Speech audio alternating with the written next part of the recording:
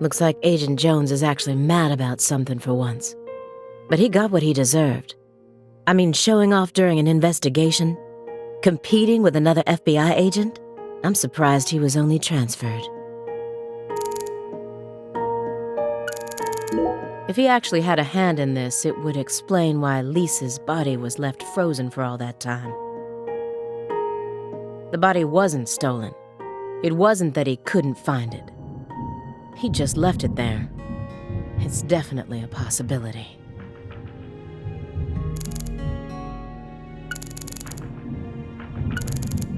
Ominous. It's almost like a manifestation of the atmosphere in this room right now. Why would an agent as skilled as you close the Lise Clarkson case without locating her body? Good question. Maybe we just weren't as skilled as you think back then. Isn't that right, my fairy? You reported the body as being stolen. Was that truly the case? Meaning? Meaning there's a possibility that the body wasn't stolen, but purposefully moved instead. Maybe someone ordered someone else to get rid of the body, or even store it in a specific place. But who? And for what purpose? In order to use the body for something else. You never considered that? Perhaps there's some connection between the frozen body and the fact that Sang Rouge is still being produced. Hey, Aaliyah, how about explaining yourself clearly so that even I can follow along? Someone extracted the ingredients to Sang Rouge from Lise Clarkson's body. That's what you're trying to say, isn't it, Belle? So that they could go on producing the inimitable drug without Professor R. What? Drug addiction destroys people, physically and mentally. It makes them capable of doing anything just so they can get their hands on a fix. Abusing a corpse? That's nothing to an addict. And with your dependency, I suspect you might know just what that's like. Maybe we do.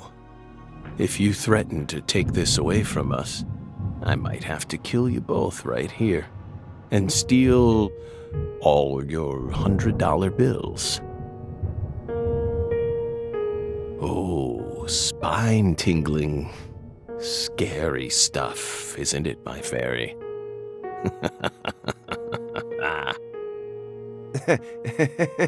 You sure got a twisted sense of humor there, Morgan.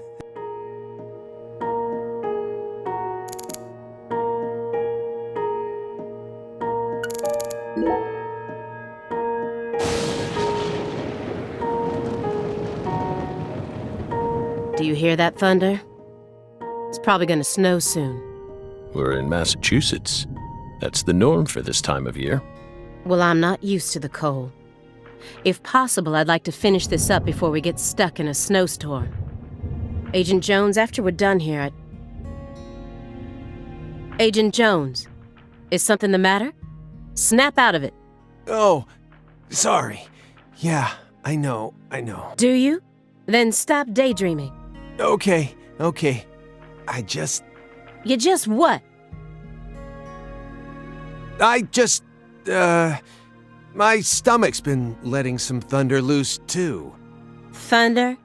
That coffee was just so good, It what? We don't have all day here. The coffee was just so good, it, summoned forth a massive tsunami from within me. Excuse me? What is wrong with you? Now is really not the time for this. Right door at the end of the hallway. Thanks, pal. Hold on. You can make it. We can do this. It's not very far.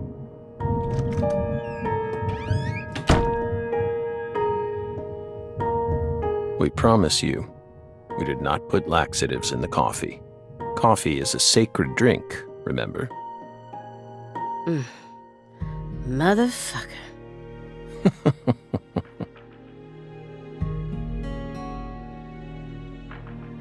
There's no doubt that the report omitted information linking Morgan to the Clarksons. I need to get him to confess. Oh yeah. That reminds me. There's a secret weapon in Agent Jones's briefcase. He's chain smoking it non-stop. He's clearly dependent on it, which means he might be dependent on other drugs as well. Agent Jones probably won't be back for a while. Actually, now might be my opportunity to make some real progress. Mr. Morgan, I heard that you were always a smoker. Did you ever wonder if that was the reason you contracted your illness?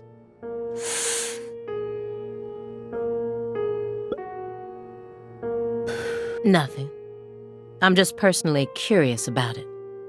Sometimes, people die in car accidents, regardless of how well they take care of their health. Other times, they slip on their bathroom floors and crack open their heads. Isn't that right, my fairy? I'm not concerned with statistics. I'm just curious about you, right here, right now. We switched over from nicotine to this. It's less addictive. That's one step in the right direction, isn't it? Perhaps, if we're talking about withdrawal symptoms or physical dependencies. But it still seems like you're smoking too much at once. Honestly, it looks to me like you have a mental dependency. Maybe. But so what if we do? Surely you know about gateway drugs, yes? When a person starts to use one drug, it becomes much easier for them to branch out and try other drugs as well. The first drug acts as the gateway that leads them to stronger substances. Oh, are you trying to say that's going to happen to us? No. I'm simply saying there's a possibility.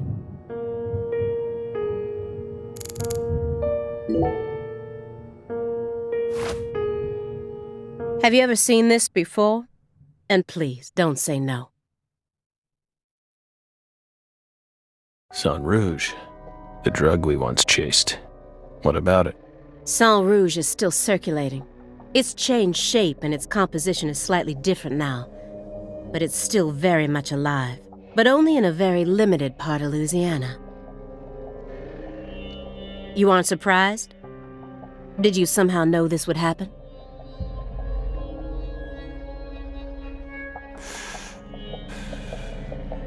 Copies of another drug being circulated isn't exactly a rare case. But Sang Rouge is special. The inimitable Enigma powder, the origin. It has many names, and no one was ever able to copy it. We've also been trying to figure out what it's made from ever since it appeared, but it's impossible to analyze. After all, it appears to be made from common ingredients that can be found anywhere. But if you try to use those ingredients, all you'll end up with is a mundane hallucinogen like DMT. If you're lucky. No. Sang Rouge requires a special recipe. The original recipe, which someone's been guarding this entire time. Someone who survived the incident in Le Carré.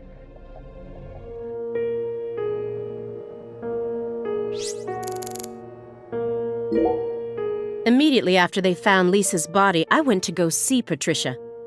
In order to interrogate her, of course. So you told us. But I was unable to meet with her. She refused to speak with you, didn't she? That's so like her. No, she didn't get the chance to. You see, she's gone missing. What? To put it more accurately, no one's seen her since the afternoon of the 28th. According to her employees, she shut herself up in her room for several months before she disappeared. But since that sort of thing happened often, they didn't think anything of it. On the morning of New Year's Eve, they noticed her window was open, and when they went up to check on her, she was gone. But no one knows how long her window had been open for. This is just my hypothesis, but on December 28th, a strange man visited Le Carré and was spotted near her mansion. That man must have found some way to lure Patricia into his car, the '89 Cadillac that he bought you. Then, the two of them drove north to Trenton, where they boarded a train to Boston. They would have arrived here around midnight on the 29th, or perhaps early morning on the 30th. I believe this man is the same Billy Bishop whose name was previously recorded by the airline. So, what do you think of my guess? I'd love to hear your opinion as a former FBI special agent. Now we get it. We aren't persons of interest. We're the suspects. But what about our alibi? What alibi? I've had enough of your bullshit. You expect me to believe you haven't taken a single step out of this room? That Agent Jones is your witness? Surveillance cameras can easily be tampered with, especially by someone like you, who knows all about how the FBI works. You're possessed by death. Go and take a look at your own face in the mirror. You look like the Grim Reaper. After you visited both Le Carré and Greenvale, you left a mountain of corpses in your wake. You can make all the excuses you want. I'm immune to them. Right here, right now, I want to know everything. You tell me the truth. Yes! You're good, Belle. Damn good. You're brimming with potential. Don't you think she's the perfect partner for our last dance? What do you say, my fairy? Don't you agree? She's good. So good. What do you want to know? We've got nothing to hide. Go on. Question us. This is how it's got to be. Doesn't this remind you of something? You know what I mean, my fairy.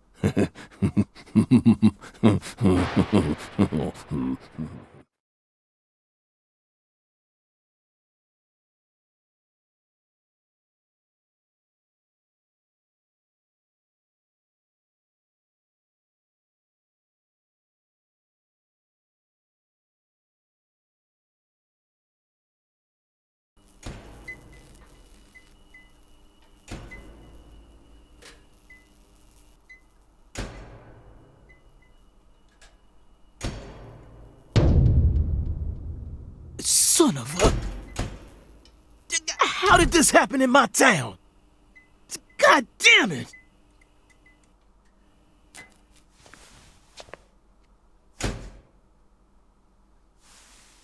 The head and limbs were severed and lined up, according to the lines that were drawn with her blood. Just like migratory birds flying systematically across the sky. Hey, Zach, what do you think this means? They're severed roots. Severed roots? This is the way the Clarksons kill someone when they want to cut 'em off from the family. And how do you know about this? Everyone in town knows about it. They're just too scared to talk. What does the V stand for, then? Beats me. What, you think I know everything now? Vilitatio. It means quarrel in Latin. That's what the V stands for. Latin. Intriguing, isn't it, Zach?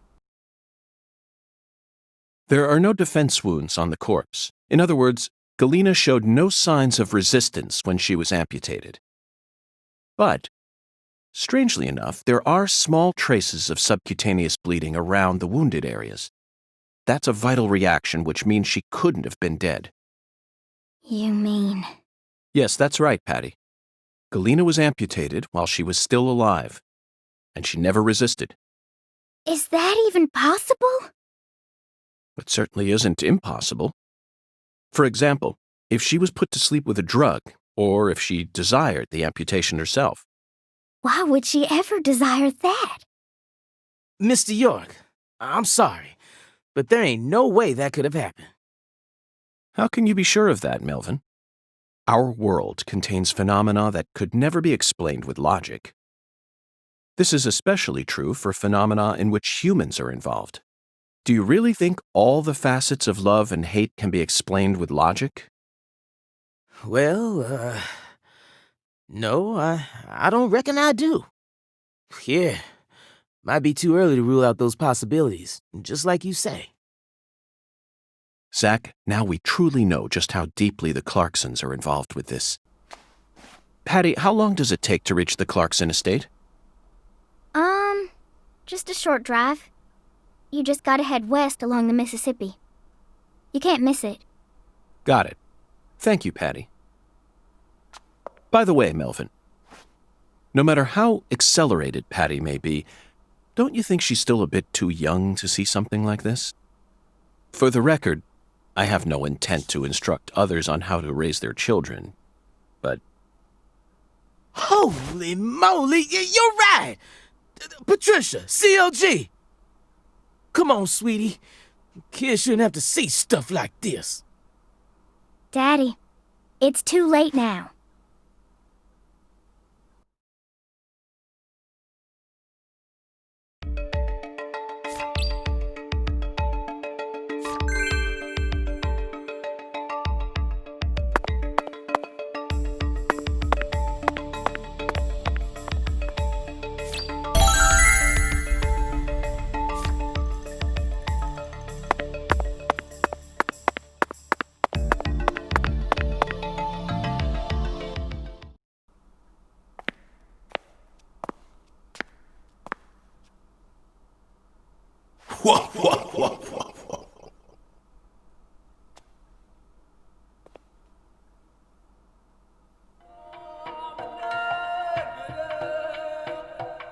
You found the flying serpent.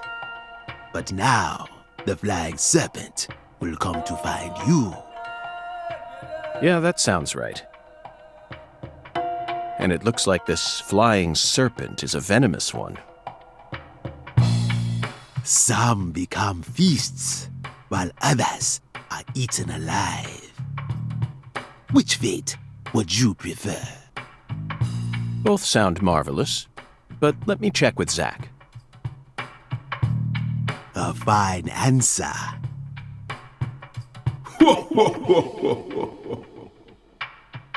Find the one who fired the pistol at heaven.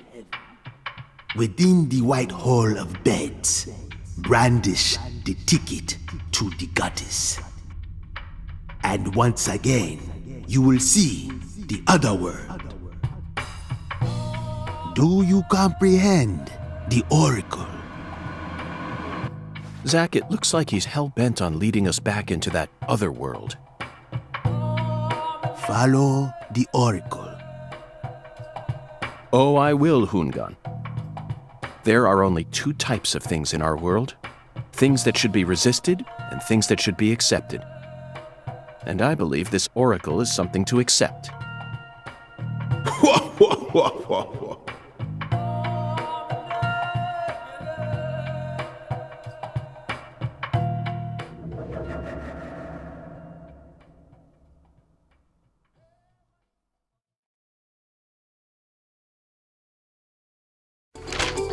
Do you think we're crazy for believing everything that skeletal gentleman says?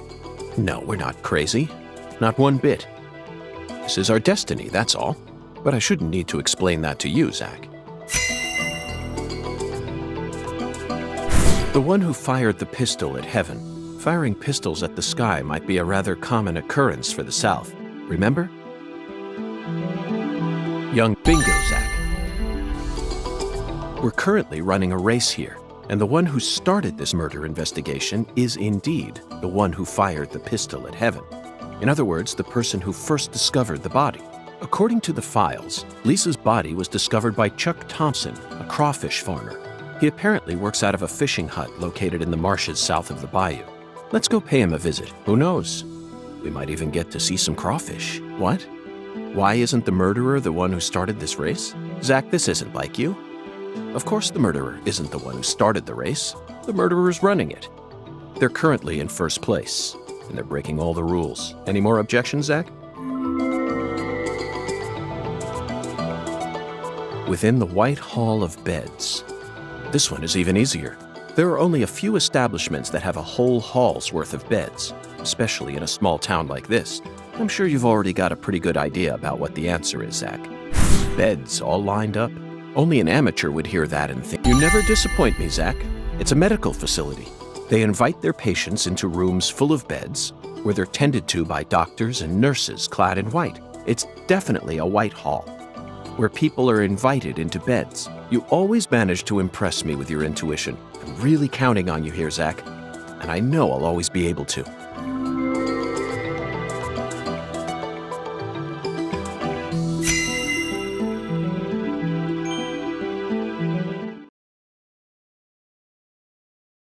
Agent York, you're trying to leave without your trustworthy assistant? Hello there, Patty.